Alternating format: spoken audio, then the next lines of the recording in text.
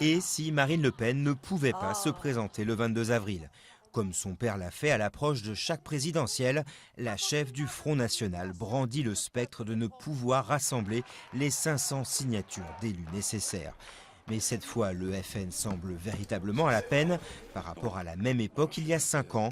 La faute, selon le parti, à un système qui imposerait de démarcher des élus de plus en plus récalcitrants. Ils estiment qu'ils n'ont plus à prendre cette responsabilité parce qu'ils subissent des pressions, soit par le haut, président de communauté de communes, président de conseil général, président de conseil régional, pour obtenir des subventions, soit par le bas, c'est-à-dire au sein de leur conseil municipal où toutes les tendances sont représentées.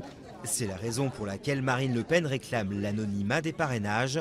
Son parti demande au Conseil constitutionnel de se prononcer sur la légitimité de la publicité des signatures. Les sages s'exprimeront le 22 février, ce qui pourrait laisser le temps de changer la loi avant le 16 mars, date de dépôt des dossiers. Mais les arguments de la candidate FN ne font pas l'unanimité chez les maires. Et qu'elle s'interroge sur le discours qu'elle véhicule dans ces cas-là. Enfin, bon. Chaque élu est libre tout à fait de signer ou pas. Alors il y a peut-être de l'autocensure pour certains qui auraient peur de s'afficher de telle manière ou de telle autre. Mais heureusement donc il n'y a pas de pression ni des partis politiques ni des collectivités. Pour expliquer les déboires du Front National, les connaisseurs relèvent qu'il s'agit plus d'un parti d'opinion que d'adhérents, moins nombreux, moins expérimentés aussi pour aller démarcher les maires et qu'ils auraient péché par excès de confiance. Autre explication, par rapport à 2002, le FN compte moins d'élus régionaux, eux aussi habilités à signer. Enfin, le parti qui a géré de manière souvent calamiteuse des mairies dans les années 90 ne serait pas aussi populaire auprès des édiles que de la population.